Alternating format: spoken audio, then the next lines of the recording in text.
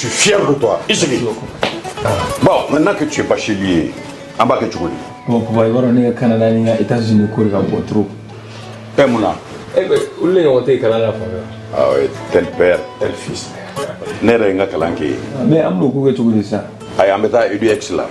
EduX? Oui, EduX, il y a quelques années, c'est eux qui ont fait les démarches pour ton grand frère. Ah bon? Et il a son master, il a commencé à travailler. Oui, allô? EduX, c'est une équipe expérimentée qui assiste vos étudiants dans l'admission universitaire, la demande de visa, l'accueil et l'installation et assiste vos étudiants jusqu'à l'obtention de leur diplôme. Choisir EduX, c'est s'ouvrir les portes des meilleures universités au Canada et aux États-Unis. Appelez dès maintenant le 76 54 18 57 et permettez à votre enfant de réaliser son projet d'études.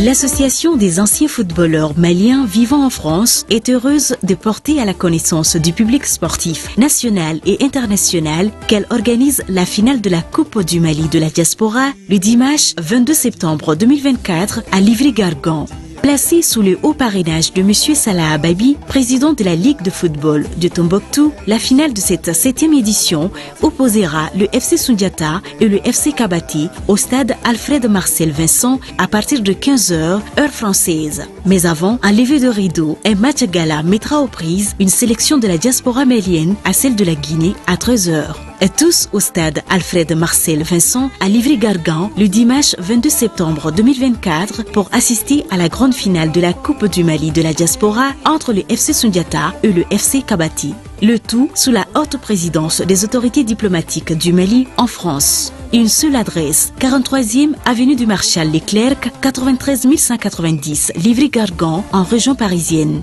Alors, Maliens de la diaspora, ne vous laissez pas raconter ce grand événement sportif. Sortez massivement pour être témoin oculaire de cette grande finale. Sponsor officiel, BDM France. Partenaire, Watibi. Infoline 00 336 43 23 49 41 00 336 52 79 36 74 ou les 00 336 24 93 51 90.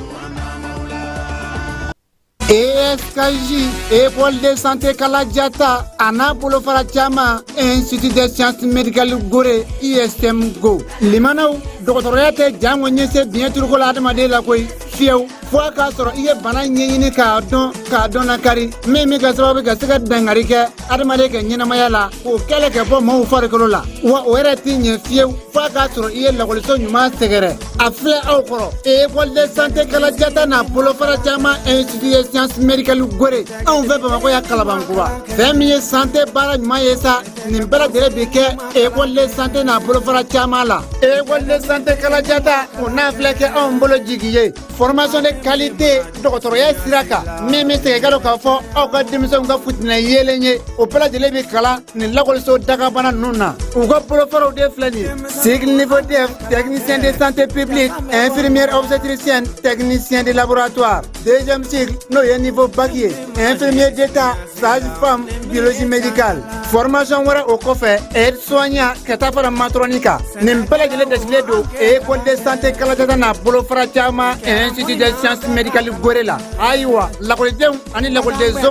Aya Sefa Jona, Akal la collection Inzegere, Yoni Jamaka Chaya, ou Togole de Fla Omber Kalabanguraya, Hôtel Wasulu Kofete, Choi, Waligere Negatiru Bamba, 76 45 85 40. Non média 20 80 22 20.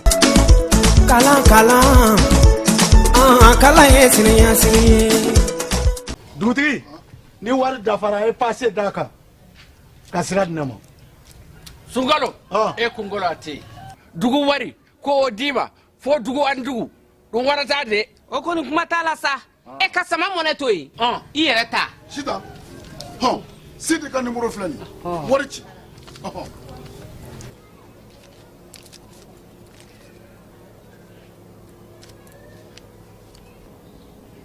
Wari sera.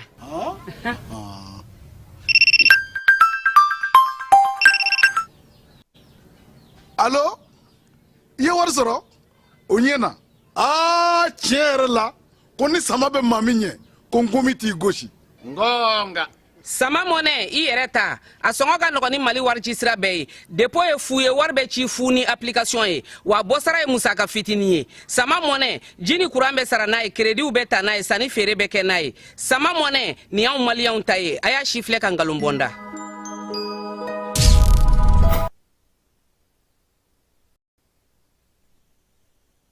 an ka ɲɔgɔn dɛmɛ ka binŋɛnikɛlaw ni maafalaw ni walijugutigilamaw kɛlɛ a y'anw dɛmɛ an k'aw dɛmɛ ka binŋɛnikɛlaw ni maafalaw ni walijugutigilamaw kɛlɛ n'a ye kunnafoni sɔrɔ binŋɛnikɛlaw ni maafalaw ni walijugutigilamaw kan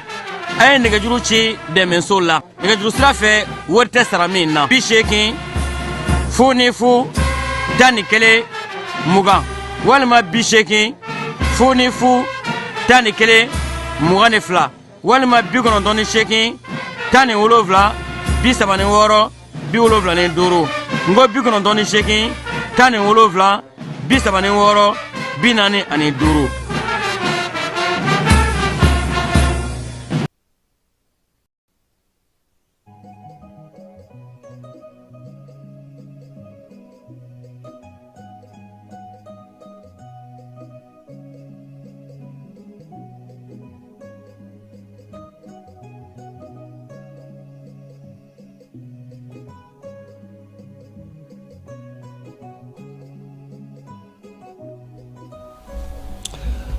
An filɛbaw ni an lamɛnbaw k'aw bɛɛ lajɛlen fo k'aw waleɲuman dɔn jani ale sugandili la ka se k'aw ka kibaruyaw olu sɔrɔ bi ye alamisa ye septembre kalo ale tile 19 san 2024 kumaso kɔnɔna na Amara Nu Keyita ale bolo bɛ minɛnw na yaasa a ka se k'aw ye k'aw to fan bɛɛ lajɛlen fɛ Keba Jalo ale fana bi yan min ye baara ye maasaba baara do ne kɔni da ye lakali ni min dira ma ne b'o fɔ o tɛ ya ne t'aw ka naloma ye sa wa sɔgɔmada in na an bɛ maliyɛnw fo an bɛ segin k'u fo ko maa kungontan ka fisa i kungoma ye an ka jamana ɲɛmɔgɔw an b'u fana fo ni sa bɔra dingɛ kɔnɔ ka bere min sɔrɔ i bolo b'o de kɛ k'a gosi bi ka gɛlɛ ani diɲɛ wuli o tɛ kelen ye anw bɛ min na a ɲɛdɔnni a faamuni a n'a kunbɛli o hakilina n'o baara minnu bɛ ka sigi sen kan o bɛ ka ɲɛ sɔrɔli min kɛ sisan ni mɔgɔw bɛ k'o faamu o ti bɛn anw juguw ma wa an yɛrɛ fana k'an hakili to an yɛrɛ la parce que dusukun ale ti ko faamu joona c'est à dire ni o la fɔ ko ni dimine kana kuma an bɛ fɛn min na bi ni fɛn ka gɛlɛ ni ka gɛlɛ ni fɛn caman ye parce que n'i ye ko ta k'u jateminɛ maa minnu nana bingali kɛ maa minnu ye waliya in kɛ a bɛɛ lajɛlen an bɛɛ ye maliyɛn ye nka ni hakili ma kɛ ka baara kɛ a bɛ gɛlɛya o de la kunu baro kɛlɛtigi ka kuma na a ye min fɔ ni maa kan ka sinsin o kan an kana maa dani maa nɛni ko parce que ko ni a bɛ nin taabolo in na an kana maa nɛni parce que a ye nin siya maa ye an kana maa nɛni parce que an y'a ye nin kɛwale in na an k'a to olu ɲɛmaaw bolo olu k'a baara sɛgɛsɛgɛ i bɛ se ka girin ka baga dɔ ma k'a ye k'a dɔgɔya k'a fɛ i bɛ taa minɛ i b'a lamɛn i bɛ taa sɔrɔ a dɔnko foyi tɛ ko in na donc ni an ko k'an bɛ bɛɛ bugɔ ni bere kelen ye jɛkuluw ni tɔnkulow ni fɛnw na an bɛ fili caman ma anw sɔrɔ o bɛ bɔ anw yɛrɛ la ne bɛnkɛw ye filaw ye nin waati in na kuma caman bɛ fɔ mais ne bɛ mɔgɔ minnu dɔn n'olu yɛrɛ bɛ ka kɛlɛ kɛ u ka mɔgɔ ka bɔ nin ko ninnu kɔnɔna na a ka ca nka n'anw nana an sigi kumaw la n'an y'a fɔ tancogo la an b'a bɛɛ tiɲɛ sabula hali olu yɛrɛ minnu bɛ sɛgɛn na u bɛ baara la u bɛ fɛ nin ko ninnu ka dabila an bɛ u tɔ dusu kasi walima dɔw ye kalan kɛ yɔrɔ dɔw la ka n'i sigi k'a fɔ olu ka kalanyɔrɔ mɔgɔ bɛɛ ni maa fasuguya in ye i b'i ka ko jateminɛ diɲɛlatigɛ fɛn o fɛn n'i y'a ta ɲuman ani kolon b'a la o kama iti bɛɛ bugɔ ni bere kelen i bɛ baara kɛ ni hakili ye jabaru masa min y'an da a t'an kiri k'an to nin na dɛ an bɛ taa sɔrɔ kiyama ye de donc an k'a lajɛ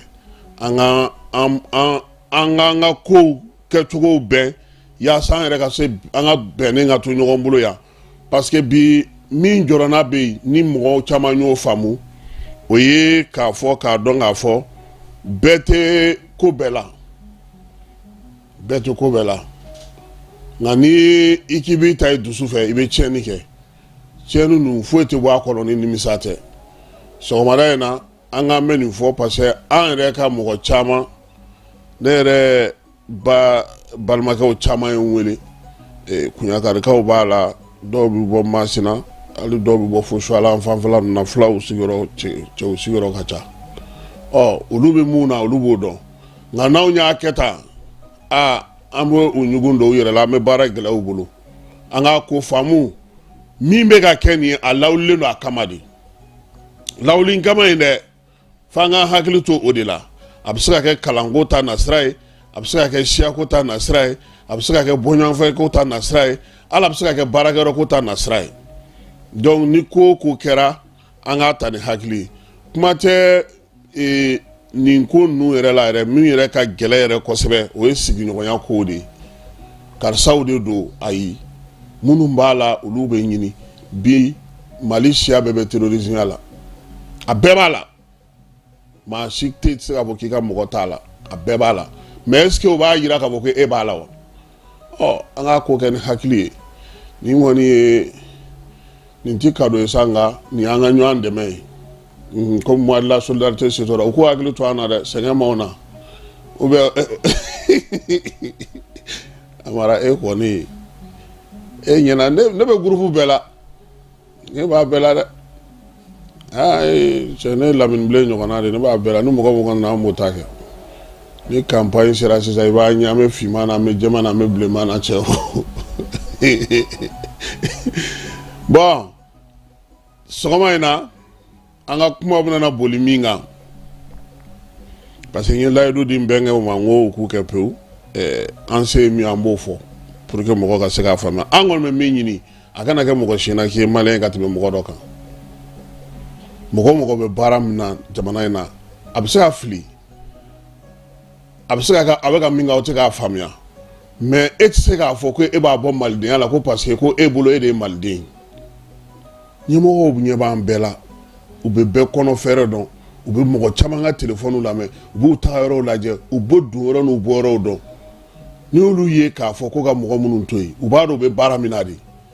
e bɛ jɔ dɔ la o sen bɛ dingɛni fitinin dɔ da la n'o bɔra a bɛ taa ni e yɛrɛ ye donc o de la ko in kan ka kɛ ni hakili ye n b'a fɔ n bɛnkɛw ye u kana salaya u k'u jija u ka baara la hali bi minnu bɛ Suala minnu bɛ Masina minnu bɛ Kuɲakari minnu bɛ Ɲoro minnu bɛ Nara minnu bɛ hali Sikaso mara la ani Segu yɛrɛ kɔnɔna na kosɛbɛ u kana salaya u k'u ka baara kɛ parce que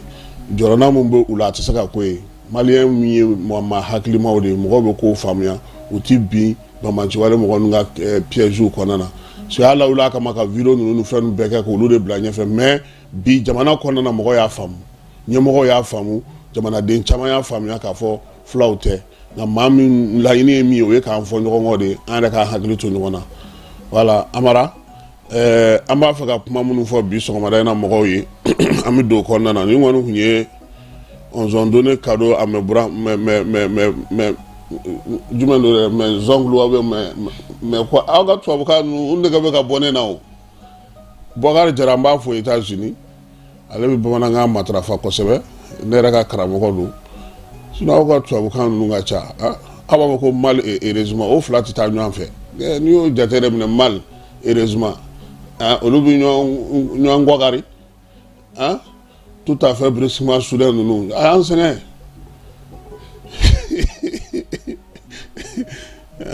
Amara tubabukan ka di Amara ye dɛ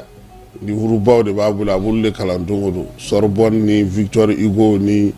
Lavoisier ni Karl Marx Mao ni laxisme ni fɛn ninnu Sorbonne e ye bolchevique de ya aya n kɔni b'a dɔn kɔni i tɛ capitaliste fana ye ou bien libre penseur de o ka ɲi sɔgɔmada in na an bɛ ekɔliden minnu n'olu fatura école de gendarmerie kɔnɔna na olu ka janaja kan ka kɛ bi a bɛ kɛ ekɔliso in yɛrɛ kɔnɔna na Algérie ale ko a ka avion n'o ye Algérie ko nali Bamakɔ yan ko bɛ n'o jɔ fɔlɔ ka sababuya kɛ ko basigibaliya bɛ anw fɛ yan ba bolo n'a ba kɛrɛfɛ maaw b'a la k'a fɔ ko bi ko ba bɛ ka fa dɛ olu caman sigiyɔrɔw bɛ ka tiɲɛ an na dɔ fɔ o la Tomiyankaw fɛ yen maa 60 olu kalanna dugu olu yiriwali baaraw la sigidaw kɔnɔna na min ye commissaire à la sécurité alimentaire ye ale fana ye balo ta ka taa di Yorosokaw ma conseil des ministres o kɛra kunungo Kuluba faama sigiyɔrɔ la min ye Diop ye ale ye laseli kɛ ka kɛ ni AIS baara minnu kɛra yan ani jamanakuntigi ye taama min kɛ sɔrɔ san wɛrɛ sɔrɔ o kan ka boson cogo min ministre Aluseni Sanu ale ye dɔ ɲɛfɔ o la i ka sa ka kumaw ye tali kɛ min na sa o ye jɛkulu min sigilen n'o ka assise min tɛmɛna n'o ye assise nationale ye o lawaleyali baara minnu kɛra Asa Bajalo ale ye banaw ɲɛfɔ an ye ministre min bɛ duko kunna ale y'a jira k'a fɔ ko don gɛrɛngɛrɛnnin kan ka kɛ an ka jamana kɔnɔ yan ani diɲɛ fan caman fɛ fana duko ta kibaruya la ninnu bɛɛ lajɛlen sisan Amara an b'olu bɛn dɛgɛmaw maaw bɛ se k'a faamu cogo min.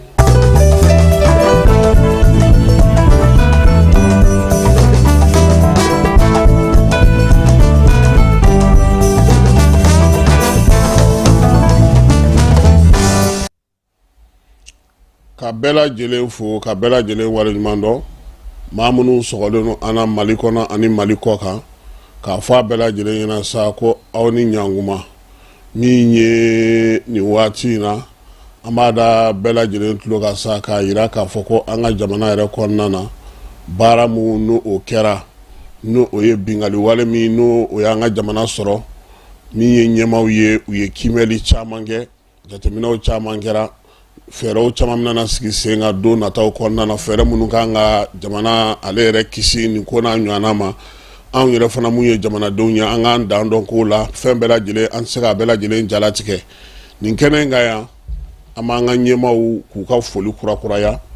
kuma tɛ min ye sɔrɔdasiw ye ani ni maa minnu bɛ jamana koɲɛ bɛ u bolo bi bi in na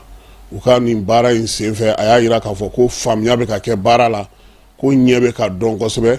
jamanadenw yɛrɛ ka laɲinibaw ye mun ye u bɛ k'olu faamu kibaruya di ta nasira fɛ jamanadenw kisili ta nasira fɛ wulikajɔ bɛ ka kɛ fan bɛɛ lajɛlen fɛ u bɛɛ lajɛlen bɛ kɛlen don k'u cɛsiri kabini nin ko in daminɛna u tɛ ka sunɔgɔ sisan u bɛ ka wulikajɔ kɛ an b'a ɲini u fɛ u ka dɔ fara u kan hali bi yaasa jamanadenw ye danaya min don u ka waleya minnu bɛ sen na u ka se k'a bɛɛ labɛn labɛn belebele de kɛlen don sisan Bamakɔ yɛrɛ sécuriseli o kan ka yɛlɛma cogo min o baaraw bɛ sen na a nana waleya don nataw olu kɔnɔna na bamanciwale kɛbaa minnu ye nin waleya in kɛ a denmisɛnnin minnu minɛna u y'a jira k'a fɔ k'a kun fɔra ko miliyari 2 o de bɛ d'u ma n'u kun sera ka waleya in kɛ a kun ɲininaw fɛ minnu nana se an ka kalanso in na aw bɛ ekɔli in yɛrɛ tɔgɔ dɔn fɔlɔ i y'a ye aw tɛ ekɔli in yɛrɛ gendarmerie ekɔliso in yɛrɛ tɔgɔ dɔn yɛrɛ aw kun b'a fɔ dɔrɔn gendarmerie ekɔliso escadron Balakone tɔgɔ de y'o ye Balakone ale bɛ Mali gendarme fɔlɔw de fɛ a ye baara caman kɛ dɛ ministère de la défense kɔnɔna na mais komi ɲinan 22 la anw bɛna na hommage de kɛ 22 don mɔgɔ minnu ye kobaw kɛ tɔgɔbaw minnu ye waleyabaw kɛ parce que a bɛ mɔgɔw ɲɛna ko 22 sɔrɔdasiw ka fête de sɔrɔdasiw ka fête tɛ dɛ Mali ka indépendance de don malien civil de y'a baara kɛ sɔrɔdasiw ka fête ye 20 janvier de o de y'u ka fête o de ye sɔrɔdasiw ka fête ye voilà armée o y'u ka fête ye mais nin ye malien bɛɛ de ka fête ye 22 c'est vrai que tuma o tuma défilé la sɔrɔdasiw bɛ fanba ta mais bɛɛ de ta don donc o hukumu kɔnɔna na minnu ye baaraba kɛ an bɛna n'a dɔw sugandi 22 don ka tasibilakɛw ye mɔgɔ bɛ se k'a faamuya cogo min na nin wulikajɔ in hukumu kɔnɔna na denmisɛnnin minnu minɛna u caman y'a jira k'a fɔ u donna waleya in na cogo min wa u y'a jira fana k'a fɔ ko a ko yɛrɛ kɛkunba ye min ye o ye ka maaw jatigɛ ka fɔnkɔ ɲɔgɔn dɔ don jamanadenw olu ni ɲɔgɔn cɛ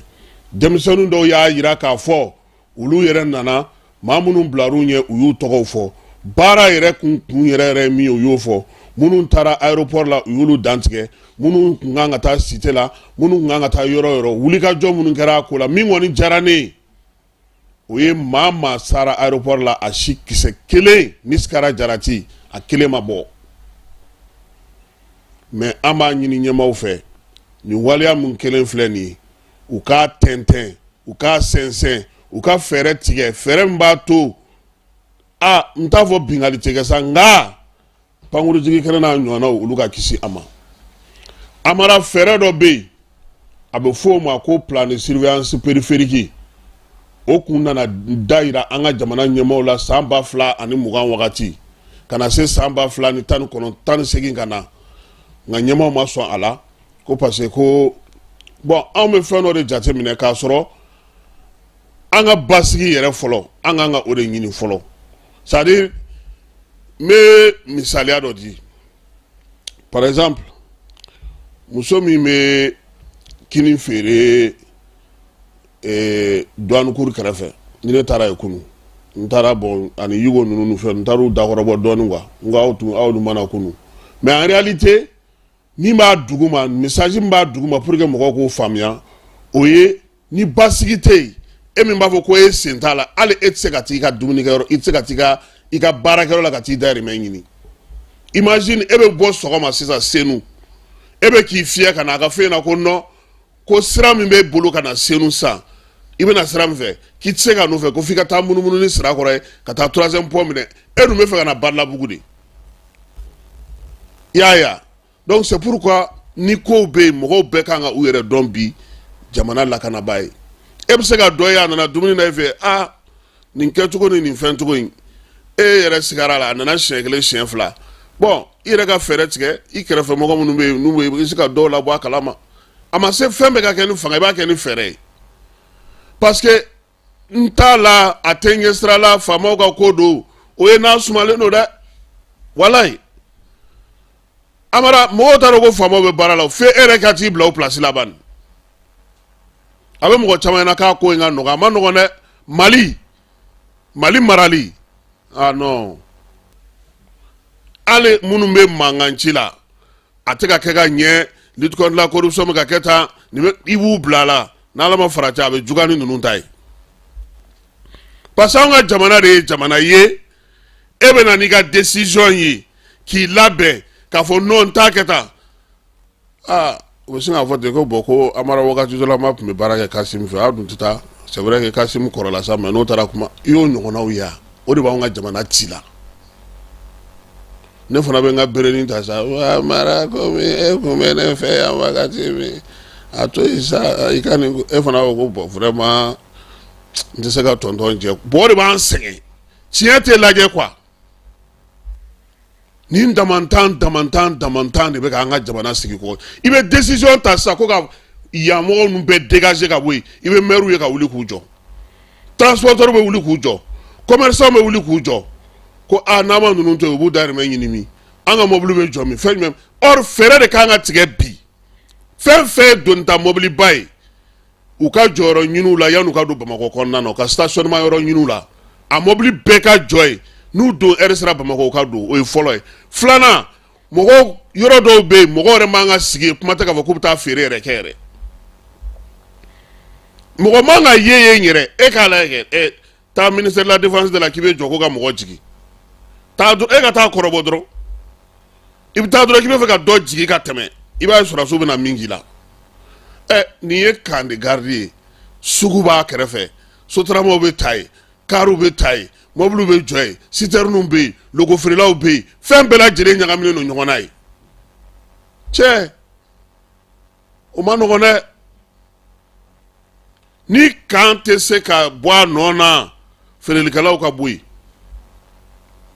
yɔrɔ caman bɛ Bamakɔ kɔnɔna na bi bon n tɛna na n da don gouvernement ka fɛɛrɛ ni fɛn min bɛ senna ka na mais u k'u teliya dɛ parce que an ni minnu bɛ ɲɔgɔn na nin ye foyi u tɛ sira foyi ɲɛ u ka sira tɛ foyi hali fitinin minnu minɛlen filɛ n'u bɛ ka maɲumantɔkan fɔ o y'u minɛlen de ye dɛ sinon olu yɛrɛ de mais jɔn ye mugu ci denmisɛnninw na jɔn ye mɔgɔw mɛnɛ ye denmisɛnnin minnu ka janaja kan ka kɛ bi jɔn de ser'u ma n k'olu de don Mais nous, comme vraiment, non, c'est des enfants, hein. Ça fait pitié. Non, ça fait pas pitié. Charia de Bouli. C'est pourquoi, en a jamana konana, ali ni min flè senani, a fo kone a finyana, jekulu do be wuli ka fo bokulu ka dugula don do bala kama foyi ke. Nous y'a me dron. Mais est-ce que barab se ka kete? Or, fɛn mana kɛ ni mɔgɔ min bina fɛn yɔrɔ min kɔnɔ o baara ka tolu tugu bolo k'o kɛ sa an yɛrɛ ala mɛ tilen ka juge ni magistrat minnu kuma fɔ anw kelen de bɛ tila ka taa don kan ka t'u deli a keba bɔ an y'a mɛn ko cɛ min bɔ aw ka dugu la dɛ ouais c'est vrai ani grand frère kun bɛ bi bɔ kɛ ɲɔgɔn fɛ o y'a sɔrɔ ne yɛrɛ tun bɛ to bon vraiment i tɛ grand frère ka numéro d'an ma an ka procureur in lajɛ an y'a mɛn k'a ka ko ka gɛlɛn bon grand frère mana wele procureur tɛ se ka ban mais a ko ma nɔgɔn an ka jamana yɛrɛ i ɲɛ b'an ka an na degun hali sɔrɔdasi ninnu na wagati yanni u ni mɔgɔw ka don ɲɔgɔn na kosɛbɛ u tun bɛ sira min kan o tɛ nin ye o mais depuis u ni mɔgɔw donna ɲɔgɔn na mɔgɔ bɛ se ka taa CNT image CNT ta i k'a lajɛ kɛ mɔgɔ sugu jumɛn b'a kɔnɔ minnu ko k'u bɛ sa bɔ a nɔfɛ n k'olu de ka ca ye bi mɔgɔ ka ca ye k'olu bɔ a n k'olu tɛ fɛ ka sɛgɛn de y'u ɲɛna yɛrɛ mais n'i tun y'a fɔ sa ko CNT ka kɛ mɔgɔ si fɛn fɛn ye fanga gérer a si tɛ don a kɔnɔ a tun tɛ kɛ tan o a ka fɔ fana ko fu don bani u k'a fɔ dɔrɔn ko fu don i b'a ye ni mɔgɔw bɛ taa ye n'u tɛ taa ye mɔgɔw bɛ nafa jɔyɔrɔ ani tɔgɔ de nɔfɛ n'an tun ma b'o la an tɛ jamana sɔrɔ minnu tɛ fanga ka baara la u tɛ fanga ka foyi la u bɛ ka fanga dɛmɛ o ka ca u t'a fɔ gouvernement ka nin diya u t'a fɔ gouvernement ka nin kɛ tan mais u bɛ ka min kɛ dugu kɔnɔ bi a ka ca maliyɛn minnu bɛ kɔfɛ olu bɛ mali ka poste dɔ de la yan mais a jumɛn tɛ yen bi k'o tɛ koba kɛ mɔgɔw ye mais est ce que olu dulonnen don anw na yan bon u bɛ jamana minnu kan u bɛ k'olu sariyaw bato anw minnu bɛ yan anw ko ko non fɛn o fɛn mana wuli ko k'o ɲɛɲini jɛkulu bɛ bɛɛ bolo bɛɛ ka jɛkulu b'a bolo bɛɛ sigilen don ka fɛn dɔ kɔnɔ donc an k'a lajɛ n'an bɛ fɛ a ka yɛlɛma parce que attaque terroriste ni fɛn ninnu filɛ nin u bɛ balo mun na o y'an kɛcogo an ka ko kɛcogo mais ni e ye yɔrɔ kɛ foroba yɔrɔ ye yɔrɔ min kan ka kɛ yɔrɔ ba sigilen ye taa kuluba kɛ ne b'a dɔn tile filɛ na mototigiw tɛ taa yɔrɔ caman na tuguni dɛ moto i b'a dɔn ko aéroport yɛrɛ filɛ nin ye mobili bɛ f'u ye mais moto tɛ f'u ye o mototigiw bɛ tɛmɛ de bon ni fɛn de surveillance bɛ périphérique in bɛ yen depuis e bɛ na e ka mobili kɔnɔna dɔnnen don mun b'a kɔnɔ i bɛ tila ka na don scanner fana kɔnɔ yɔrɔ o la kɔni i tɛ se k'i dɛn ka tɛmɛ nin fɛɛrɛ ninnu bɛɛ lajɛlen de kan ka sigi sen kan et puis ko in kɛlen mɔgɔ caman ye messagew kɛ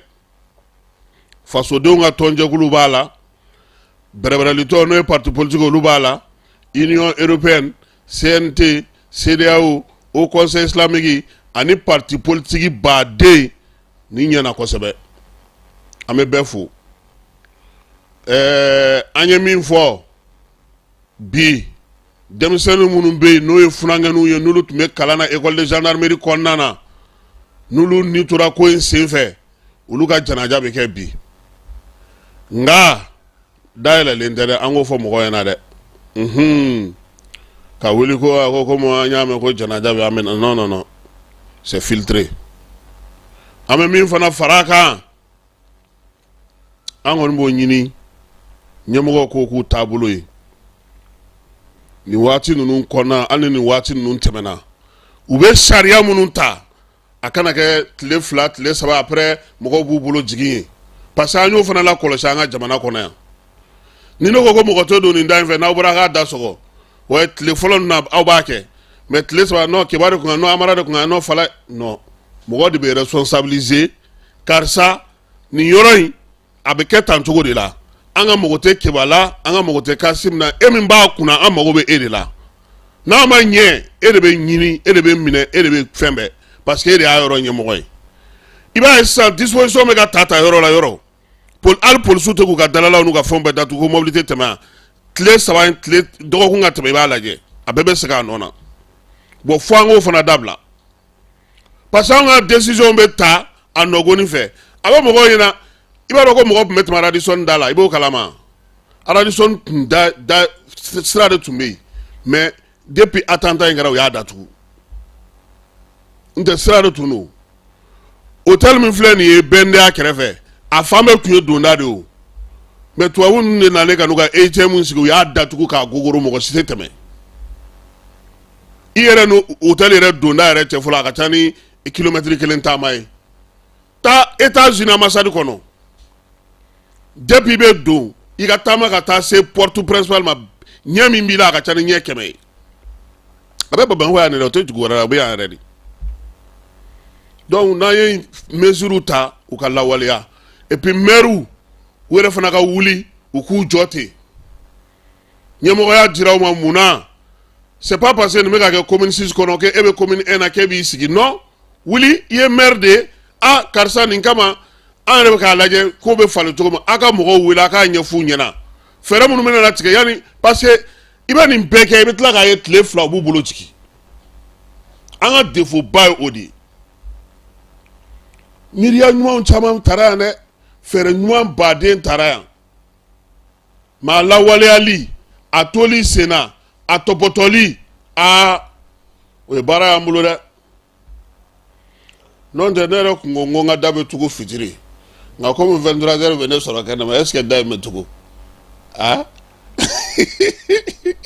bon i yamara ye e kɔni e b'i bɛnkɛ fiɲɛ bɛ fɔ bɛɛ ɲɛna bɛɛ ka o dɔn sa ni ne bɛnkɛ sɔrɔ don o don n b'a kalifa i la donc ɲɛmɔgɔw k'u hakili to o fana na an y'a ye k'a fɔ kumaw bɛ ka caya maa caman bɛ ka fɛn caman fɔ a diya ye o ye maa tɛ fili i tɛ kuma f'i ka fili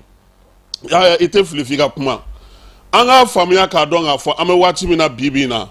ɲɔgɔn jalaki waati tɛ ɲɔgɔn tɔgɔfɔ waati tɛ ɲɔgɔn kofɔ waati tɛ nka an ka bɛn an ka ɲɔgɔn minɛ an ka bɔ nin degun ninnu kɔnɔ dɔɔni dɔɔni fɛn mun don a kuntala ka jan dɛ dɔw de b'a daminɛ dɔw bɛna dɔ wɛrɛ kɛ a bɛ sɔrɔ ka ban an k'o bila an kunna an ka baara kɛ ni o ye an ka siniɲɛsigi an b'o kɛlɛ de la maa si kana i disi gosi k'a fɔ k'e ye maliyɛn ye ka tɛmɛ mɔgɔ dɔ kan non a fana bɛ k'a ka maliyɛn kɛ ni min ye e k'a to yen bani don dɔ la e bɛ min fɛ faamuya ni tagalen ɲɛfɛ n'e b'i ka tilennenya in na a b'a faamu a bɛ fara i kan mais n'i y'a kɛlɛ i b'a fara juguw kan i b'a fara mɔgɔ diminenw kan i b'a fara mɔgɔw kan mɔgɔ minnu bɛ yen bi n'olu tɛ fɛ a si ka ɲɛ e ko k'e ta in ka ɲi e k'i jija o la bani e m'a fɔ k'o de ye tiɲɛ ye i jija o la i k'o kɛ ka ɲɛ min fililen don a ɲɛ b'i la o n'u y'a ye k'a fɔ a tɛ se ka kɛ ka ɲɛ u ta in tɛ ka sira sɔrɔ u nana i ka sira kan mais n'i y'u kɛlɛ k'a sɔrɔ u b'u ka fili la k'a fɔ k'i b'o fɔ min yɛrɛ ka jugu bi dɔw yɛrɛ de bolo olu ye maliyɛn mɔgɔ si tɛ maliyɛn ye o dun tɛ se ka kɛ président bɛ fili premier ministre bɛ fili ministre bɛ fili hali baro kɛlɛtigi ninnu bɛ fili maa maa bɛ baara la i bɛ fili mais ne ko ko komi a filila bi nin tɛ maliyɛn yɛrɛ ye tuguni an t'a ko jate minɛ yanni bi cɛ don a ye mun kɛ i t'o fana lajɛ donc an ka maliyɛnya ko in an ka ta ni dusu ye an ka ta ni hakili ye an ka ta ni hakili ye yaasa an ka jamanadenw an kana na fujinɛ ka kɛ ɲɔgɔn kan kuma tɛ anw bɛ jamana min kɔnɔ bi an ka jamana in baara b'an bolo dɛ parce que hali minnu bɔra i ɲɛ b'a la ko minnu bɔra ka terroriste minɛ e k'a fɔ a dɔ ɲɛna k'a k'a ka station fɛn ta ka bɔ yen bani voilà a fɔ a ɲɛna ko ale tun bɛ a bɛ ka téléphone feere yɔrɔ min na ko gitɔrɔn de don k'a ka wuli ka bɔ yen i b'a ye a b'a fɔ k'ale tun ka na terroriste ninnu minɛ voilà bon mun b'o o la faamuya o k'a dɔn k'a fɔ a bɛ ka kɛ ale ka nafa kama kɛnɛ dɔ de bɛ ɲini k'a fɔ bɔn karisa an b'aw bɔ yan dɛ maa a' t'aw sigi an b'a fɔ mɔgɔw ɲɛna k'aw bɛ nin yɔrɔ in na yan o de bɛ labɛn k'o baara kɛ sinon min fɛn mun bɛ yen bi n'o ka jugu yɛrɛ an ka jamana kɔnɔ yɛrɛ o ye moto warakatali de ye moto min bɛ Bamakɔ bi non ne kɔni ye fɛn dɔ la kɔlɔsi attaque in tile 3 kɔfɛ taxitigiw tɛ solila ka bɔ dɛ n k'a to fo kɛnɛ ka ci ne ka cɛkɔrɔba dɔ bɛ yen o bɛ taxi de ta ni fajiri jiginna sisan ko ne yɛrɛ de bɛ ɲɛ ale ma ka taa ale bila an tɛ taxi sɔrɔ la bon an b'a fɔ taxitigiw y'aw ka baara kɛ aw tun bɛ cogo min a ye to o cogo la k'aw ka baara kɛ maanifin ni ala ye da ko min b'i sɔrɔ a b'i sɔrɔ hali ni taara ni da i ka dilan a b'i sɔrɔ mɔgɔw kana siran mɔgɔw kana jɔrɔ min ye an k'an bolo di ɲɔgɔn ma an k'an ka jamana dɛmɛ a mara miirina foyi an tɛ ka foyi ɲini jamana bɛ se ka masuma cogo min na an bɛ se ka baara kɛ cogo min na Asimi ninnu ye tɛmɛsenna ye Sadio ye tɛmɛsenna ye Sogɛliw ye tɛmɛsenna ye hali Kasimi min filɛ kuma na ni tɛmɛsenna don o la n bɛ to k'a fɔ n terikɛ dɔw yira n'an taara an ka bon ni ye min fɔ jaralaka ninnu bɛna na u bɛna na bi sinon an ka sɔdun gɛrɛn bɛ yen quoi n'an taara yen u b'a fɔ ko cɛ ko transition in mɛnna dɛ n ko e wolo ni sisan cɛ k'e bɛ transition dɔ de la yanni ka sa o transition ka ban o ka di ye wa est-ce que o ka di ye an bɛɛ bɛ transition la diɲɛ yɛrɛ kɔnɔ on est en transition sur cette terre là donc transition mɔgɔw fana bɛ transition la a mɛnna o a janyana o a surunyana o don dɔ la a bɛ ban an k'o bila an kunna bana an ka baara kɛ min man ɲi an ka sɔn k'o fɔ fɛn kelen bɛ yen an ka mɔgɔw ka sɔn tiɲɛ fɔli ma hali n'a ka gɛlɛn an ka sɔn an ka tiɲɛ fɔ an ka ɲɔgɔn dɛmɛ an ka baara kɛ an ka bɔ nin degun ninnu kɔnɔna na ne kɔni ma dute jamana ɲɛmɔgɔw la ma siga o la n t'a fɔ u tɛ fili dɛ parce que mɔgɔninfin foyi tɛ k'i tɛ fili mais k'a fɔ ko baara min bɛ yen k'u tɛ k'a kɛ u bɛ k'a kɛ n dalen d'u la wa n b'a dɔn a fɛɛrɛ b'u bolo nin y'a su 3 ye président ministre de la défense chef d'état-major mɔgɔ minnu bɛ yen n'olu bɛ fɛnw na n'olu ye an ka mɔgɔ fɛnw ye sɔrɔdasi kunda gun u bɛ wele u bɛ baara kɛ amara n'a bɔra don o don ne bɛ min ɲini u fɛ u kana maa ɲɛda lajɛ u ka appliquer an ka nafa bɛ fɛn fɛn la u ka taa n'a ye sira fɛ parce que a tɛ komi n'an sɔrɔ fɛɛrɛ tɛ o e k'a lajɛ hali sisan aéroport la dɔw b'a k'a fɔ ko k'a ko yɛrɛ bɛ ka gɛlɛya o ko nin sera nin na a fɔra ye k'e ka avion ye 7 heures ye e bɛ bɔ i ka so 6h20 k'e ka taa 7 heures kunbɛn e b'o sɔrɔ e bɛ se ka n'i jɔ ko piquet contrôle kan wa contrôle in tɛna dabila dɛ dɔw de bɛna fara a kan yɛrɛ don nataw la dɔw de bɛna i bɛ tɛmɛ kun fɔlɔ i bɛ taa dɔ wɛrɛ sɔrɔ yen fo ka t'i don fɛn kɔnɔ dɔw de bɛna fara a kan parce que minɛnw fana bɛ nalen minɛn kuraw bɛ nalen aéroport bɛɛ kama Mali aéroport bɛɛ minɛnw bɛ nalen fɛɛrɛ kuraw a bɛ nalen o n kana don mɔgɔw ka plan de fɛn kɔnɔna ka a bɛɛ fɔ k'a sɔrɔ a fɔbaw m'a fɔ fɔlɔ n tɛ falen kɛtɔ don n'Ala sɔnna a ma falen e tɛ se ka taa aéroport la komi a ka di i ye o dɔw yɛrɛ bɛ wuli dɔrɔn an ka taa keba bilasira keba tɛ sira dɔn nin maa 100 bɛ taa maa 1 bilasira a ye to so a k'a fɔ a ɲɛna ko Ala ka se n'a ɲuman ye kunun aéroport dayɛlɛ ni sisan cɛ mɔgɔ dama bɛ ka wele kɛ ko Kasimu ka mɔgɔ ninnu ka ko n ko ne bɔra yen ne ye min ye o ma d'e kan koyi ne taatɔ yen ne ye min ye o tɛ se ka da aw kan o cɛ kun bɛ na ne ka kulusi bɔ n na a y'a bɛɛ f'u ye n'a fɔra ko k'o kɛ bɛɛ la bi est-ce que o bɛ ɲɛ parce que ko ne ma ko bon Traoré c'est vrai mais il faut nous laisser faire notre n ko kɔrɔ fɛn fɛn ka di a kɛ ne ka saki i m'a fɔ k'i dutolen don o mara i bolo yan a kala kun ka cogo min ka di ye ne e taara e bɛ fɛ ka taa dugu la e ko maga kana k'e ka minɛnw na bon bɔ min bɛ yen ko e fɛ ka t'o bila an ka aéroport la an bɛ to yen cogo di an b'i ka bɔ minila de an se kɔni ye min ye sisan fɔlɔ o ye ka mɔgɔw f'u ye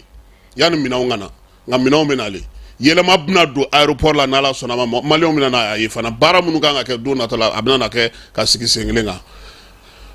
Amara an bɛ taa fan fɛ an bɛ sɔrɔ ka segin ka na ni kibaruyaw ye.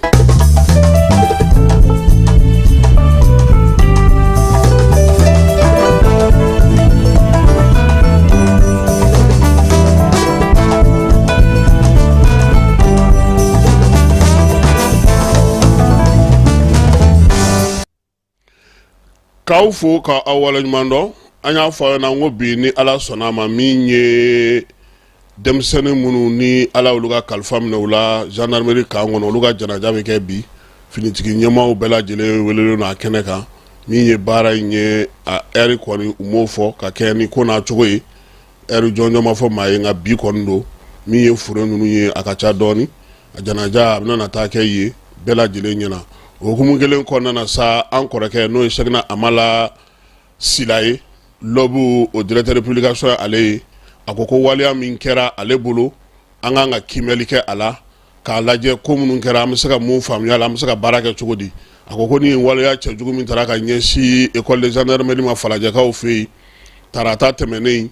ko bamaci walejuguya walekɛbaw fɛ ko nin t'a siɲɛ fɔlɔ ye ko a bɛ maaw hakili lajigi k'a fɔ ko min ye novembre kalo tile 20 san 2015 hôtel Radisson bin taara ko ka Amdalaye Ase la Ase min ninnu yɛrɛ tun b'o wulikajɔ la k'o ko ban pewu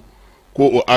o bingali ko maa caman fana fatura o la kibaruya laban ko o y'a yira k'a fɔ ko maa 20 ɲɔgɔnna ni tora o la maliyɛnw ka wulikajɔ ni cɛsiri ni wolomasiri tabaw ka baara kɛcogo ɲuman kabini o waati force spéciale maaw fɛ k'o ye misali min bi ni o ɲɔgɔnna ladegera ka kɛ ni nin waleya in fana ye ale kun yɔrɔ ka jan ko in na dɛ nka a ye kibaruya minnu sɔrɔ finitigi ɲɛmaw bolo ani maa mafalenbaw bolo o ye k'a fɔ aéroport n'a lamini force spéciale ale de y'i wasa don o la k'a daminɛ Kɛɲɛka fɛ ka taa Baba fɛ ka taa se fo Senu kɔfɛ fo poste la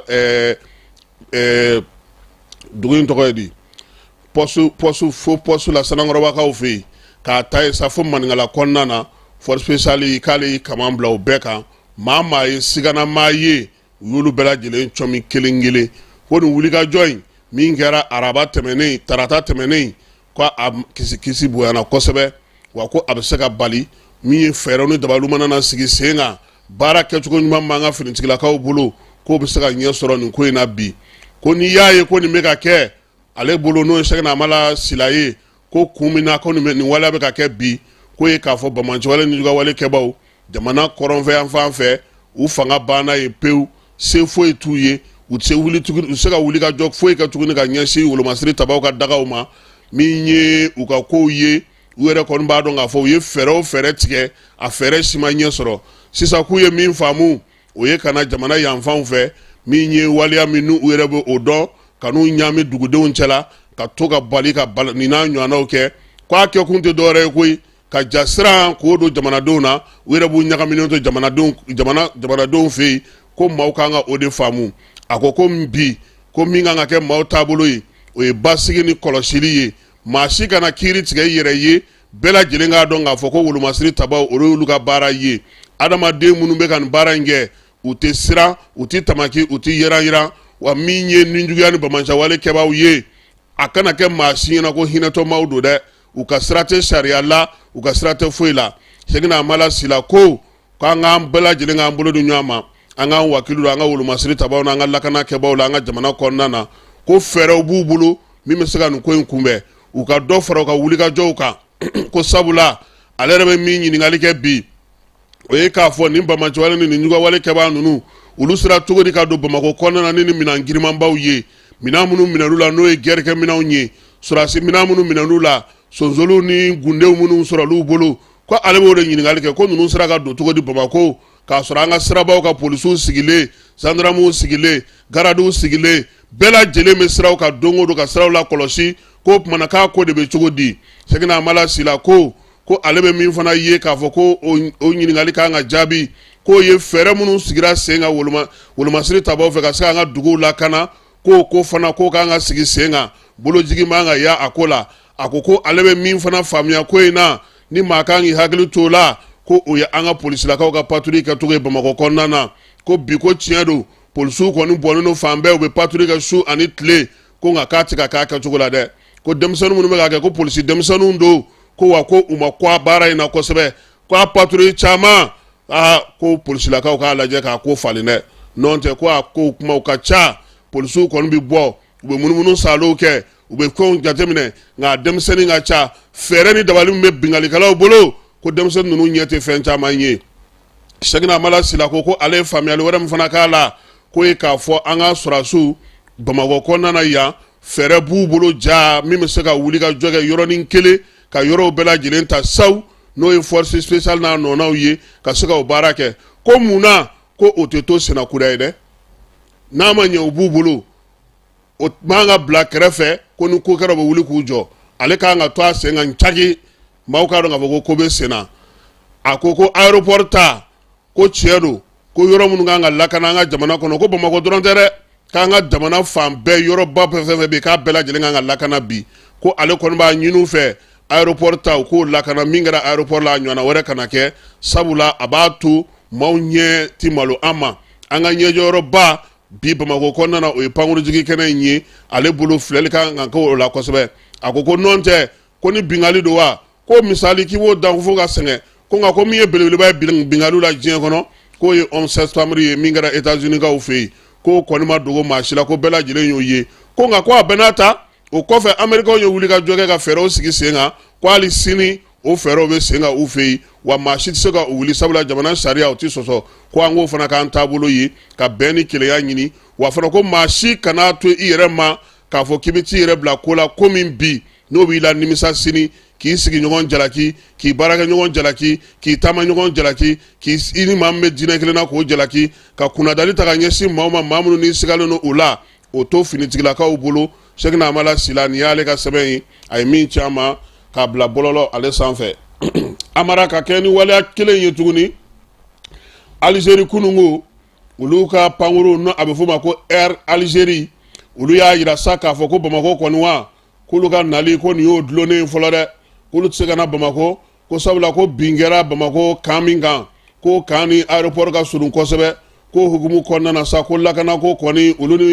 olu ka avion ni Bamako cɛ ko u n'o jɔ maaw ko Algérie ta ma bali maa la sabula a tun b'a dɔn k'a fɔ ko min bɛ sen na min y'u ka pankuru yɛrɛ nali yɛrɛ an fɛ yan yɛrɛ ko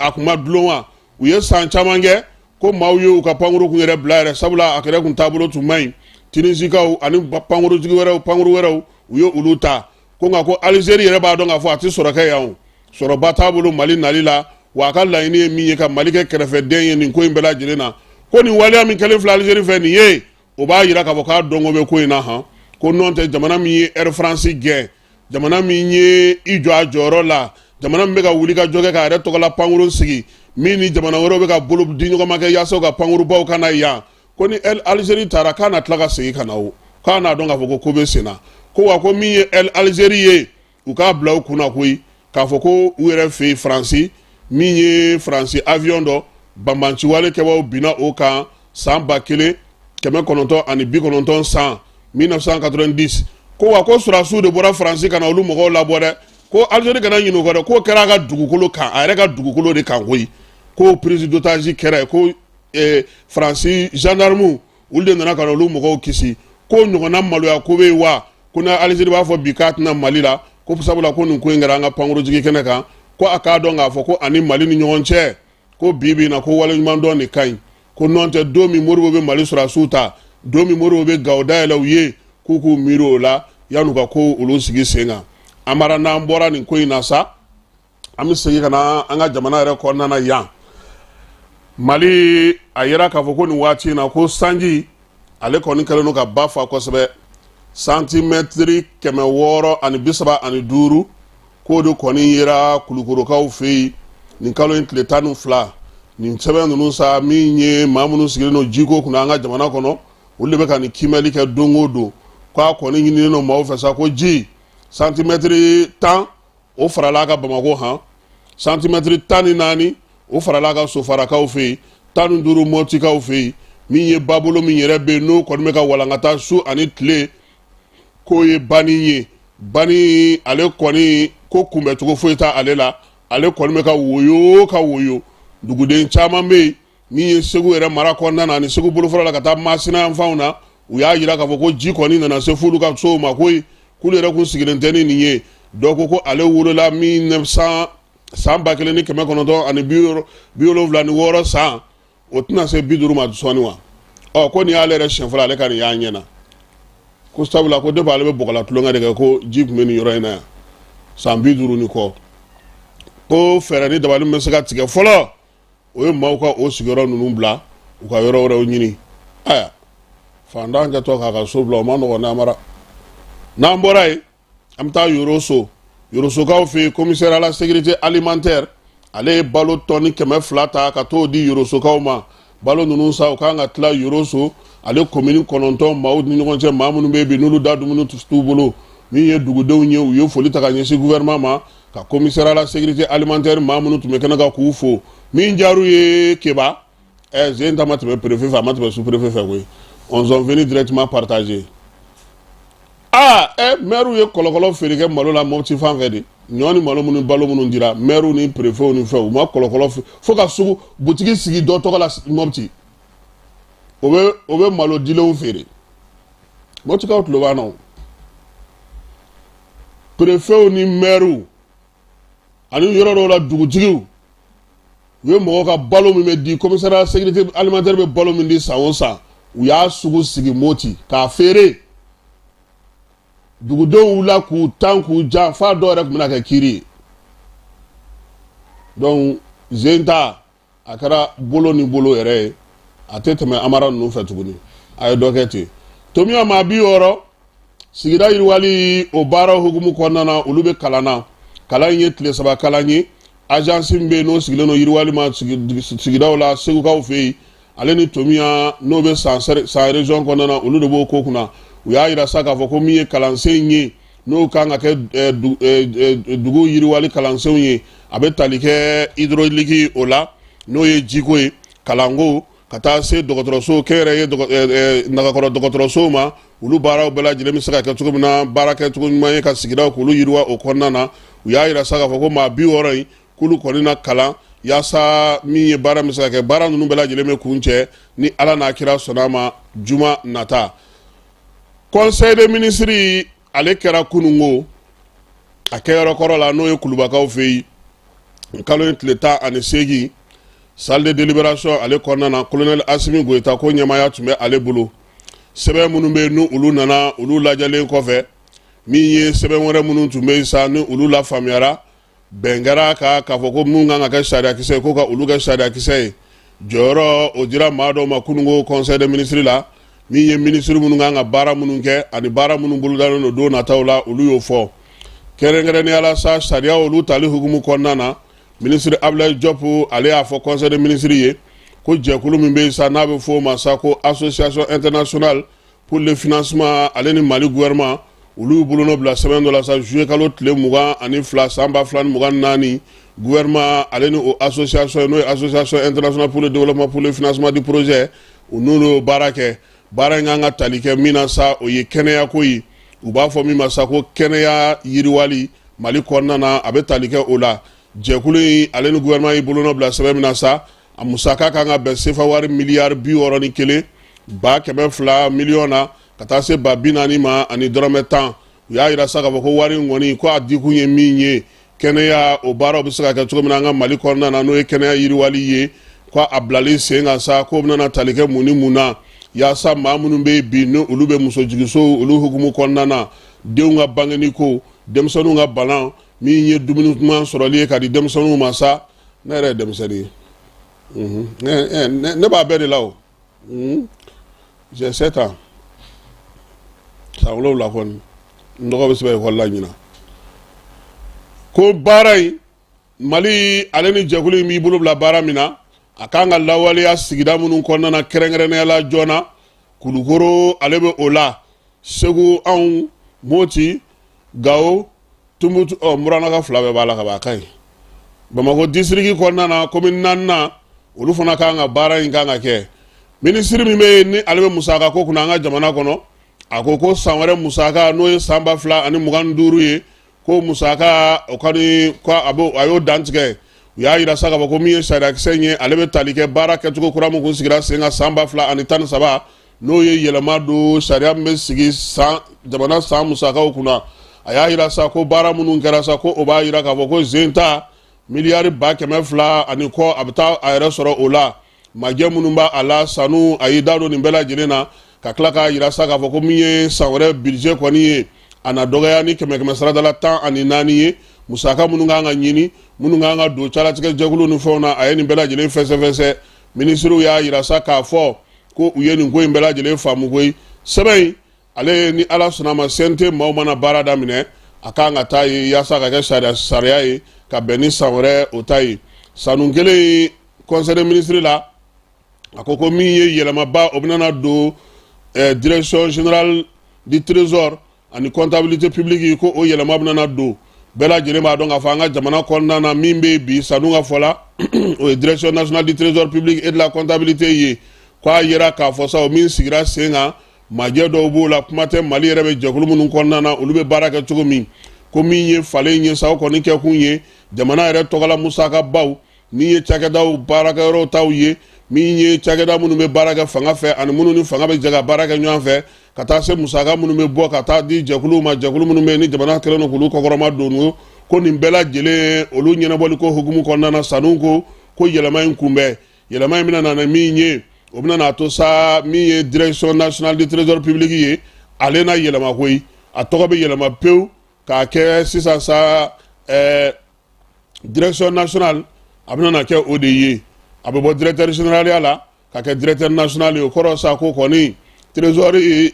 a bɛnnɛgɛmalen don sisan nin waati na ka kɛ o ye sanu ale ka laseli ye talikɛw la conseil des ministres a ye jɔyɔrɔ di maaw fana ma ministre min bɛ yen ni o bɛ wolomasiri tabaw ka ko kunna a yirala k'a fɔ sa ko haut fonctionnaire de défense min kan ka taa ministère de la refondation na o ye colonel sapeur pompier Jibrila Tamura ye ministre so min bɛ yen n'o bɛ an ka jamana ni jamana wɛrɛ cɛ sira ɲɛnabɔw kunna ale fana ye jɔyɔrɔ di maaw ma troisième conseil Mali lasigidenso la Nouakchottukaw fɛ yen o kɛra Ibrahima Touré ye ale inspecteur des financiers conseil consulaire consulat général la Mali tɔgɔla Côte d'Ivoire kaw fɛ Abidjan Abdallah Touré Diko ale ingénieur informaticien ye attaché de défense Mali lasigidenso la Arabakaw fɛ yen colonel major Araba Abdelkader Koulibaly min ye secrétaire agent comptable Mali lasigidenso la Ottawa Canada kaw fɛ yen o ye Umu Gassama ye ale inspecteur de trésorier secrétaire comptable ambassade de Mali Pretoria Afrique du Sud kaw fɛ yen o ye Mamutu Kone ale contrôleur de trésorier secrétaire agent comptable Mali lasigidenso la à la Havane n'o ye Kiba ye Yakuba Sissoko ale fana ye contrôleur de trésorier min ye secrétaire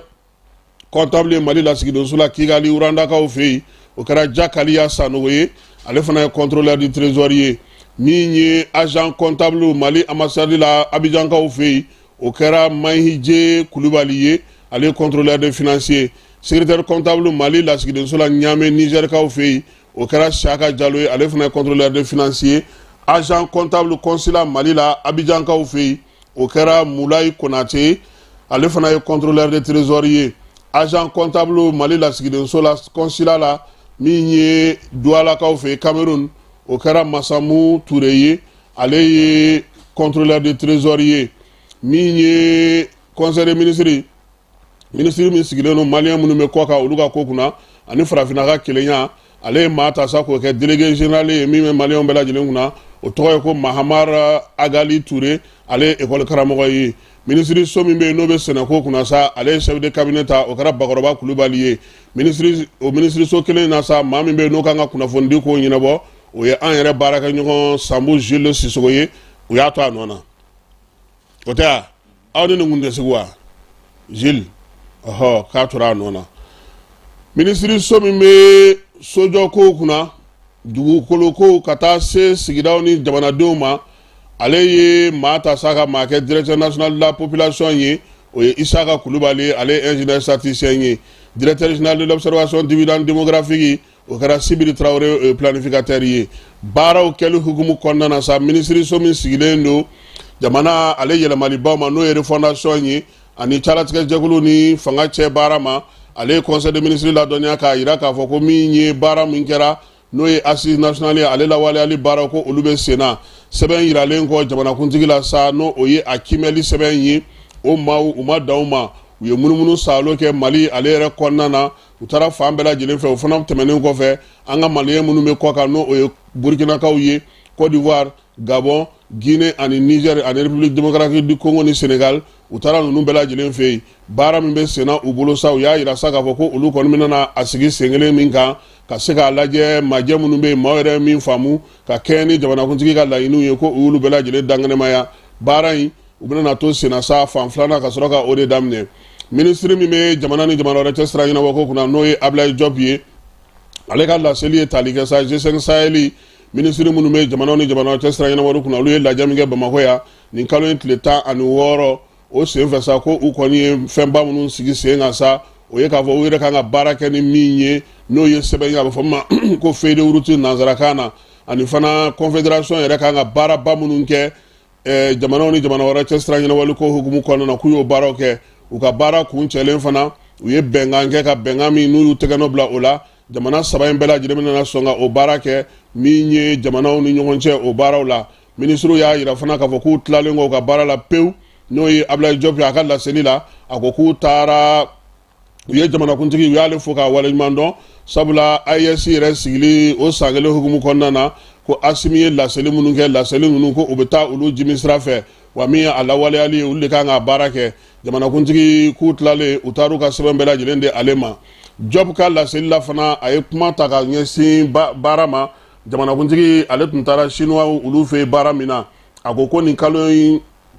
tile fɔlɔ ka taa sa tile 6 ma colonel Asimi Goïta ale ni ministre olu kɔni taara Sinikaw fɛ u ka lajɛ 9 farafina ani Sine u ka bolo di ɲɔgɔn ma min kɛra Beijingkaw olu fɛ ko n'i ye baara in ta k'a jateminɛ sa ko Asimi ani ministre tun bɛ ɲɔgɔn fɛ ale ni maa mafalenba wɛrɛw minnu bɛ jamana ka calatigɛ jɛkuluw kunna u y'a yira sa ko jamanakuntigi a kɔni sen yera lajɛ in na Beijingkaw fɛ a ye kuma ta min ye ani jamana ɲɛmaa wɛrɛw u ye barosigi kɛ barosigi min ye tali kɛ sa hakilinaw ka hakilina bɛ mara taabolo ɲuman ko fɔ min ye fɛɛrɛ ni dabali bɛ se ka sigi sen kan bayɛlɛmali ko ta nasiraw fɛ Diop y'a yira sa k'a fɔ ko min ye nin waleya ninnu ye olu bɛ tali kɛ yɛlɛmaliba minnu bɛ politiki ko la an ka jamanaw kɔnɔ kuma tɛ bi diɲɛ yɛrɛ bɛ gɛlɛya min kɔnɔna na n'o ye ka diɲɛ yɛrɛ taabolo ka a baaraw falen calatigɛ jɛkulu ka taa se sɔrɔ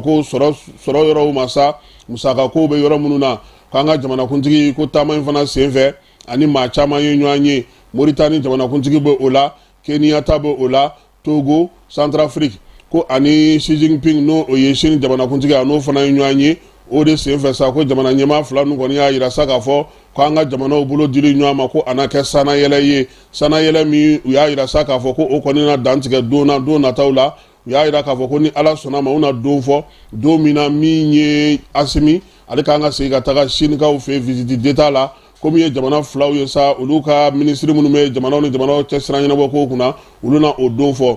Diop ka laseli la a y'a yira fana k'a fɔ ko taama in sen fɛ Beijingkaw fɛ yen Asimi ani Sine magobatigiw caman ye ɲɔgɔn ye dɔw bɛ olu bɛ baara kɛ an fɛ yan dɔw olu ti yan ko nka ko n'i y'a jateminɛ sa ko Asimi yɛrɛ ka tagali k'a y'a to Chinois olu ka laseliw an'u ka calatigɛ jɛkuluw n'u ka baarakɛyɔrɔbaw olu ka se ka u dantigɛ jamanakuntigi yɛrɛ ɲɛna u k'a ta ɲɔgɔn da k'o ye ko caman nɔgɔya taama in ale sen fɛ ministre min bɛ farikolo ɲɛnajɛ kunna ale ni sifinw ka ko a ye conseil de ministre ladɔnniya k'a yira k'a fɔ sa ko super coupe Asimi ko o ta ko 4nan k'a sera a kuncɛyɔrɔ han kuncɛliyɔrɔ la sa ko min ye coupe in ye ko a kɔni sigikun kun ye ɲɔgɔn ye cɛfɔ ni kan bɛɛ ye bɛn ni keleya o ka sinsin denmisɛnninw ni ɲɔgɔn cɛ u ka se ka ɲɔgɔn dɔn cogo min ale ni faso ale ka calatigɛ jɛkulu ni ɲɔgɔn cɛ ka tɛmɛ farikolo ɲɛnajɛ fɛ ko min ye farikolo ɲɛnajɛ in ye présidence ko ka équipe tun b'a la gouvernement ka équipe tun b'a la conseil national de santé o ka équipe tun b'a la min ye équipe minnu bɔra Kulukoro Kayi Kulukoro Sikaso Segu Moti Tombouctou Gao Kidal ani Bamako k'olu bɛɛ lajɛlen yira la ko n'Ala sɔnna ma ko ɲinan ta a kuncɛli n'o ye finali ye ko o bɛna na Kulukoro ale ni CNT o de bila ɲɔgɔn na nin kalo in tile 20 k'a bɛ kɛ Mamadu Konate la premier ministre ko ɲɛmaaya bɛ ale de bolo min ye ministre minnu bɛ yen n'olu bɛ farikolo ɲɛnajɛ ko kunna Niger ani Burkina k'olu fana bɛ ye a ko a kɛnɛ kan ministre des sports n'o ye fɔnba ye a ko k'an ka npogotigininw an'an ka cɛmanninw minnu si ye san 18 sɔrɔ k'olu kɔni taara farafina ŋanaw ka kɛnɛ kan o sisan ɲɔgɔnnaw ta la min kɛra nin waati min kɛra Afrique du Sud kaw fɛ yen k'o fana kɛrɛfɛ an ka denmisɛnninw fana tun bɛ championnat kɛnɛ kan n'o ye farafina championnat ye gymnastique kɔnɔna na k'o kɛra Egypte kaw fɛ yen ministre ko min ye musomaninw ni cɛmaninw kɔni ye ko olu k'a daminɛ septembre kalo tile fɔlɔ ka taa se tile 14 ma ko olu kɔni taara Afrique du Sud k'u ni kupu taara cogo min ni kupu segira ten final la sa Cameroun ani Nigeria olu de dasi o fana ko o finali o b'u yamaruya ka taa diɲɛ seleke naani maa minnu si ma san 19 sɔrɔ ka taa olu ka o kɛnɛ kan o coupe du monde k'o labɛnw k'u na y'o fana kɛnɛ kan a y'a yira fana k'a fɔ ko min ye Umu Kumare ye ko ale kɔni taara ka kɛ maa ye maa min ni o kɔni ka cɛlu dasita cayara ni bɛɛ lajɛlen ta ye k'a ye 3 points caman don o cɛmaninw fana ta fan fɛ sa Yusuf Mambi Traoré ko ale kɔni taara ka kɛ ɲɔgɔntɛ ɲɔgɔnmada ye basket la farafina denmisɛnnin kunda ko min ye ni championnat fana min tun bɛ sen na n'o ye gymnastique ye o kun tako 18nan don o kɛra kalo in tile 15 ka taa se a tile 18 ma Egypte kaw olu fɛ yen min y'an ka denmisɛnw ye k'u ni médaille sanunama o 3 de segira ka na min ye bronze ko fana ku yo fana sɔrɔ ko nin y'a siɲɛ fɔlɔ u ka taa nin kɛnɛ kan k'u sera ka nin mun sɔrɔ nin ye ko olu foli ka kan u y'a yira sa k'a fɔ ko min y'an ka nin denmisɛnnin ninnu ye u la tanuna k'u kunbɛn premier ministre fɛ jamanakuntigi ale tɔgɔ la k'u ka fédération bɛ fo an'u ka maa minnu ye nin baara ninnu kɛ ministre min bɛ maliyɛn minnu bɛ kɔ kan olu ka kunna sa ale y'a yira k'a fɔ ko ni ala sɔnn'a ma ko ale bɔra taama na taama min n'o kɛra Cap Vert-kaw fɛ yen k'a daminɛ nin kalo in tile 10 ka taa se tile 13 ma ko diɲɛ seleke naani tɔnba min bɛ sa n'o bɛ Tunkarankew ka ko kunna ale tun ye lajɛkɛ ye Mali ale taara o ko kɛnɛ kan ministre yɛrɛ tun bɛ yen a y'a yira sa k'a fɔ ko lajɛ in kɔni ye jamana caman fara ɲɔgɔn kan minnu bɔra farafinna ka bɔ Europe jamana na Asie Amérique ale ni Moyen-Orient maaw ni Océanie k'u bɛɛ lajɛlen ɲɔgɔn sɔrɔ yen k'a kɛra sa u ka fɛɛrɛ sigi sen kan min y'u ka Tunkarankew ye olu jɔyɔrɔ bɛ se ka ɲɛ cogo min na nin waati na jamanaw olu ka yiriwali ko ta nasira fɛ ministre y'a yira sa ko Mali kɔni yeli nin kɛnɛ in kan ye ko a taara a yɛrɛ ka fɛlaw ye min ye a ka miirinaw ye min ye baara minnu ne a bɛ se ka olu kɛ k'olu dankɛnɛmaya bɛɛ lajɛlen tulo kan a y'a yira siran k'a fɔ ko min ye jamana ɲɛmaaw olu hakilina ye min ye Tunkarankew ka ko la an'u jɔyɔrɔ ko la ani maa minnu bɛ yen n'olu bɛ dugutaa ninnu kɛ k'a sɔrɔ mun sara jamanamaw la olu ko bɛ labɛn cogo min na ko u y'u da don o bɛɛ la a kɛnɛ kan ministre min bɛ sojɔ ko kunna ani dugukolo ko ani adamadenw ale ye conseil de ministre ladɔnniya k'a yira k'a fɔ ko min ye du ani duguw tɔgɔladon san o baara bɛna kɛ ɲinan ta ye a y'a yira sa ko diɲɛ fantan naani bɛɛ lajɛlen fɛ sa ko min ye dugu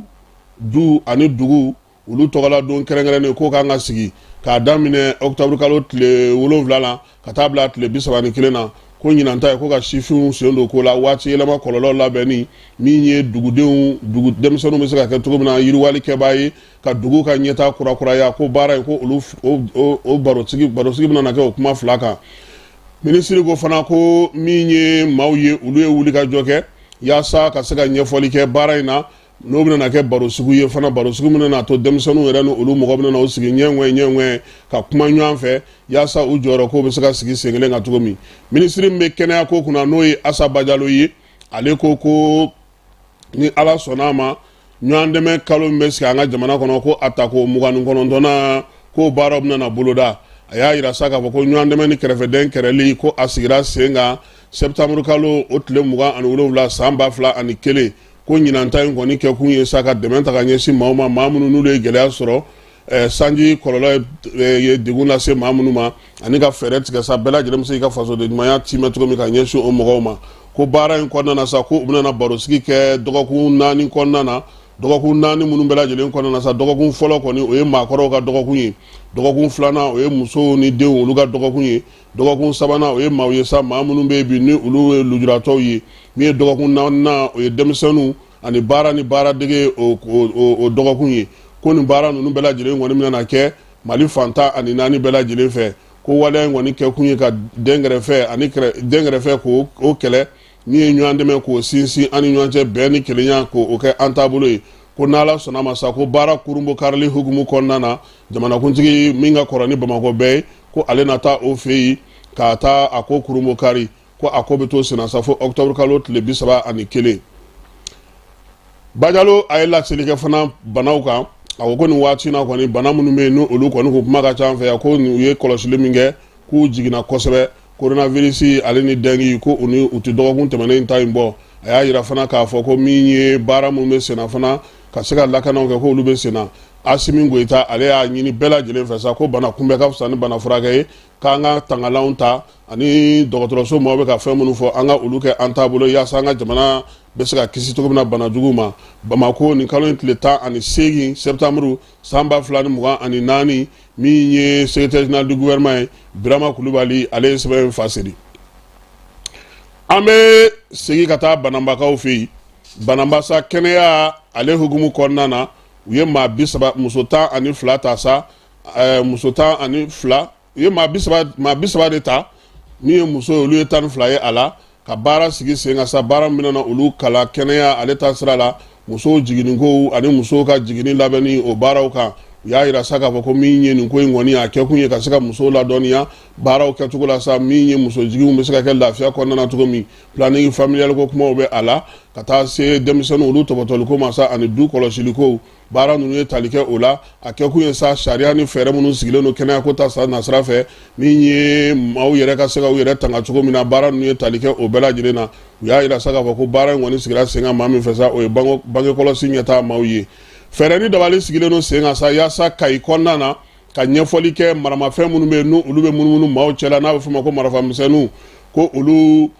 kɔlɔlɔ min bɛ yen baro sigi kɛra ka Kayikaw fɛ yen ɲɛfɔli kɛra maaw ye u bɛ se k'u yɛrɛ tanga o ma cogo min biro min bɛ yen sa n'o o bɛ marafamisɛnninw ninnu kɔni munumunu na an ni ɲɔgɔn cɛ kɛlɛli hukumu kɔnɔna na ale bolofara min bɛ Kayi ale de ye baro sigi in kɛ gouverneur o tun b'a kɛnɛ kan ka taa se u ka maa falenw bɛɛ lajɛlen ma u y'a yira sa k'a fɔ ko min ye baara in kɔni ye a kuncɛli la farikolo ɲɛnajɛ u y'o kɛ k'a bɛɛ lajɛlen kuncɛ an b'an ka kuma kuncɛ ni min ye sa o ye kibaruya goman ye maa min bɛ yen ni bɛɛ lajɛlen b'a dɔn n'o o ye Amadu Jabate n'a bɛ fɔ ma ko Makoja ale ye antikɛriw yirimani feere n'a fɔra antikɛri aw tɛna n'a faamu yirimani dilannaw Mali kɔnɔ olu ka ɲɛmaa de don Makoja in bila maa tɛ dɛ a ye diɲɛ kurubu karaba ka fɛn bɛɛ lajɛlen kɛ min ye seko ni dɔnko yiriwali ni maa ko k'i bɛ dɛmɛ fɛn fɛn kɛ i b'a ye a kɛnɛ kan waati laban in na an yɛrɛ n'a kun ye ɲɔgɔn sɔrɔ Seku Keyita o ye centre dɔ dayɛlɛ Bamakɔ yan yaasa seko ni dɔnko bɛ se ka yiriwa cogo o kɔni kɛra anw n'a ka ɲɛko ye laban ye Makoja in Salifu Keyita y'ale de fasa da nka maa min don faso in a y'a kanu a ka janaja o bɛ kɛ bi ni Ala sɔnna ma nɛgɛ kanɲɛ 13 waati Bakɔ Jikɔrɔni Batamakɔrɔ o kɛrɛfɛla la an bɛ dugawu kɛ sa min ye Amadu Jabate Makoja ye Ala k'a dayɔrɔ sumaya an bɛ sɔgɔmada in na taa jɔ yan ka bɛɛ fo ka bɛɛ waleɲuman dɔn n'Ala sɔnna ma ne ni n ka maaw an na ɲɔgɔn sɔrɔ yan nɛgɛ kanɲɛ 18 su in na fana baro bɛ sigi ko mun de bɛ Sajo la degun jumɛn bɛ Sajo la Sajolakaw ka laɲini ye mun ye mun bɛ ka Sajo la to kɔ an n'u ka maa min na baro kɛ o ye Moro Kante ye o y'u ka délégué yan ko ensemble pour le développement de Sajo la ale na kɛ an ka kɛnɛ kan yan bi su in na an n'o na baro kɛ maître Cheikh Umar dɔgɔkun wɛrɛ an bɛna ale sɔrɔ ko diinɛw ka fɔnkɔ ɲɔgɔn kɔ ka ɲɛsin cybercriminalité ma ani Cheikh Umar bɛna ɲɔgɔn sɔrɔ la alamisa nata in parce que bi ko diinɛw yɛrɛ ka fɔnkɔ ɲɔgɔn kɔ ale ka jate la u bɛ ka t'u yɛrɛ ci cybercriminalité tɛgɛ sabula u b'a bɛɛ lajɛlen kɛ la bɔlɔlɔ sanfɛ tangana min bɛ se ka k'o la ani fɛɛrɛ min bɛ se ka sɔrɔ o la n'Ala sɔnna a ma maître Cheikh Umar Konare alamisa nata an n'ale na ɲɔgɔn sɔrɔ k'aw fo k'aw waleɲuman dɔn ni Ala sɔnna a ma nɛgɛ kanɲɛ 18 an na ɲɔgɔn sɔrɔ yan.